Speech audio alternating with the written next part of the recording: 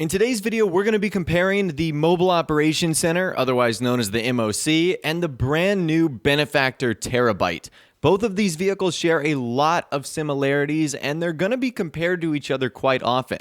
So today, we're going to be looking at how they're different, how they're the same, and which one is ultimately the best. So let's start with our barrier to entry here, and that is going to be price. Now let's start with the Mobile Operations Center. The Mobile Operations Center starts at a stock price of $1,225,000, but with all the upgrades, and we're going to be maxing everything out today, you can get it up to $2,790,000 available to purchase on the Warstock Cash and Carry site. Now, what about the Terrorbyte? The Terrorbyte starts at a price of $1,375,000, but with upgrades can go all the way up to $3,459,500. So they roughly start at around the same price, only around $100,000 difference, with the Terrorbyte being more expensive, but the upgrades on the Terrorbyte make it way more expensive when it's all said and done.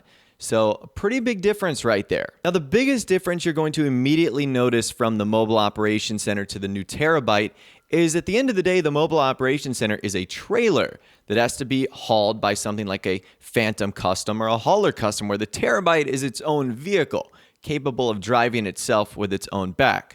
So that is one of the biggest differences right there, is that the Terrorbyte is a vehicle, whereas the Mobile Operations Center really, at the end of the day, has to be supplied with something that can haul it. Now let's start with our first test today, and that is going to be a speed test. So speed is obviously going to be very important with a vehicle like this. You won't be using it in races, but you will be using it in free mode and getting away from, griefers and other players. So how do they compare speed-wise? Well, the results will actually shock you. And by the way, I should note that these vehicles are both fully upgraded to their maximum ability. And the results, again, very, very shocking here. So we just did a simple drag test. The Terrorbyte is slow as dirt. And I don't understand why. The Mobile Operations Center is 2 times bigger than this thing, and the Terrorbyte is so slow, and I don't get it. It doesn't seem as if it would be that slow of a vehicle, but it is. I was so shocked by the first results. I was like, guys, we got to try that again. I physically can't believe that the Mobile Operations Center was that much faster than the Terrorbyte. And we even ended up switching out the cabs that typically haul it. We started with the hauler, then we switched to the Phantom. I was like, okay, maybe there's going to be a difference here.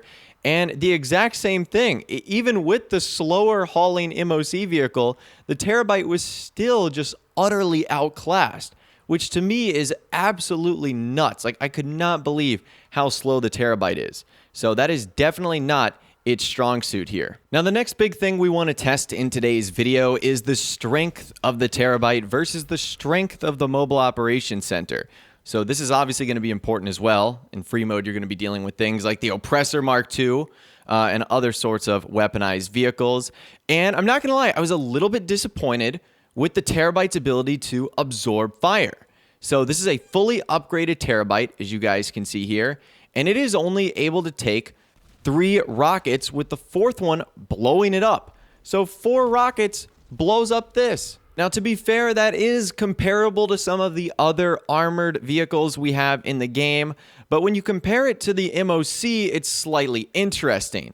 So the way the MOC works is, if you target anything hauling the MOC, like the actual truck itself, it's going to blow up with 1 rocket. However, the actual MOC trailer can survive up to, I think it's 30, which is an insane amount. So that's where you kind of get the difference of, is it a vehicle? Is it a stationary center? So it is sort of comparing apples to oranges in a little bit. But if we're just going off of MOC versus Terrorbyte, the MOC can survive way more in free mode than something like the Terrorbyte can. So overall, I'm still going to give the slight edge here to the Mobile Operations Center, because even if the truck gets destroyed, you can just get another one to then go pick up the MOC again. Or you can just have it called back to your bunker. That's pretty straightforward too. Now, speaking of that, that's another difference we need to talk about here.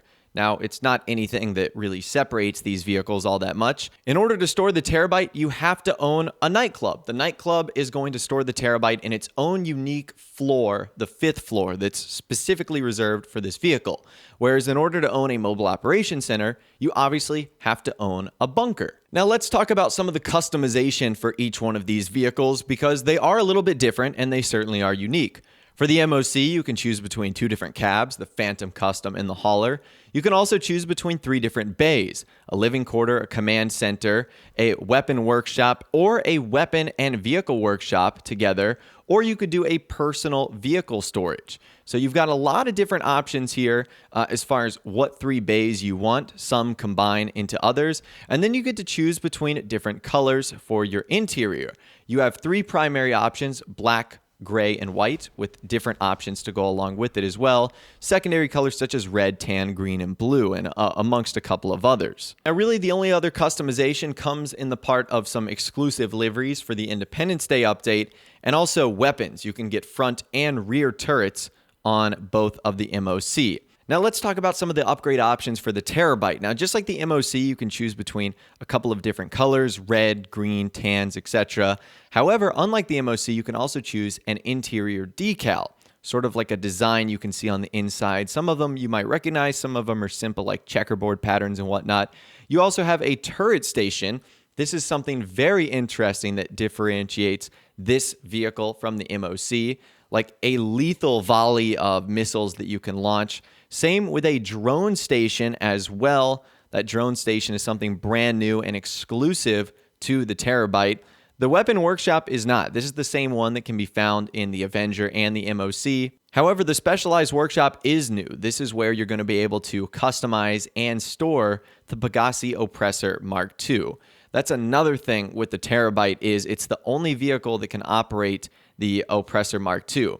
Now, the MOC does have its own unique vehicles that it can operate on, whether it's the Technical Custom or Insurgent Custom. So both are capable of customizing their own vehicles, but as far as the brand new Oppressor Mark II, you're going to need to own a Terrorbyte. Now let's talk about the last big difference between these two vehicles, and that is the missions they offer and what they do for businesses.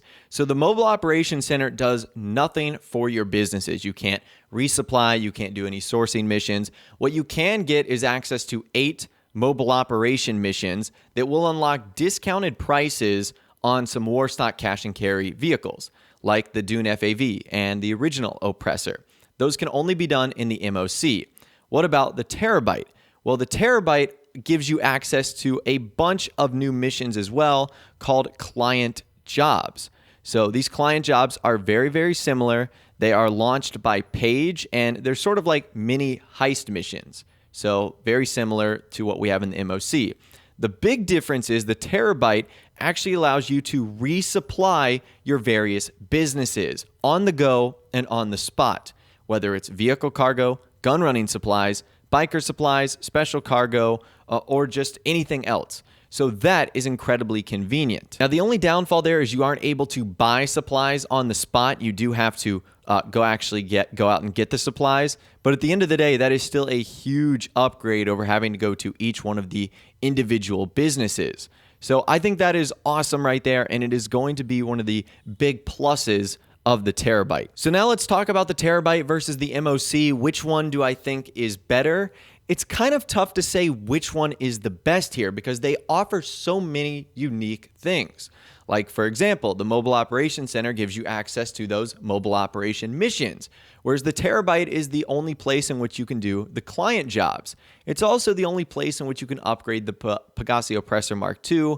It's also the only place in which you can get access to drones. So it has a ton of exclusive features. Let's talk about some of the things we can compare. The Mobile Operations Center is faster, being hauled by any number of the different options, and it's also stronger. So in terms of using it in free mode, you're going to be way safer in the MOC, but I think the Terrorbyte has way cooler features. Again, giving you access to the Pegasi Oppressor Mark II, the drones, the turret launcher thing, that's amazing, the new client jobs, everything to do with the business. So I think overall the Terrorbyte is a lot better because there's a lot of features in the Mobile Operations Center that are in other vehicles, like the Weapon Workshop is available in the Avenger. You can upgrade, for the most part, a lot of other vehicles at the Los Santos Custom Shop. You don't need the MOC. Really, the only thing the MOC is giving you over the Terrorbyte is those exclusive gun running missions. But if you've already done those, then pretty much everything the MOC offers, the Terrorbyte can do better in terms of an exclusivity standpoint. So whether you like this vehicle or not, Rockstar have made a lot of content locked to this vehicle. The Terrorbyte is going to be a hugely important part of this update. So even after everything I've stated in this video, if you want to really enjoy the After Hours update in its entirety, this is one you're probably going to have to purchase. So that right there is my comparison of the Terrorbyte and the Mobile Operations Center. I'd love to hear from you guys in the comments down below. Let me know which one you think is better and which one are you going to be getting or sticking with, I should say. Is the Terrorbyte going to be replacing your MOC? Are you going to be passing on the Terrorbyte? Let me know your thoughts, opinions more in the comments down below. If you did go on to enjoy this video, though, a like rating would, of course, be awesome. And also subscribe to my YouTube channel if you are new. You like daily GTA 5 videos like this. Without the way, guys, like I said, thanks so much for watching. Take care, and I'll see you guys in the next video.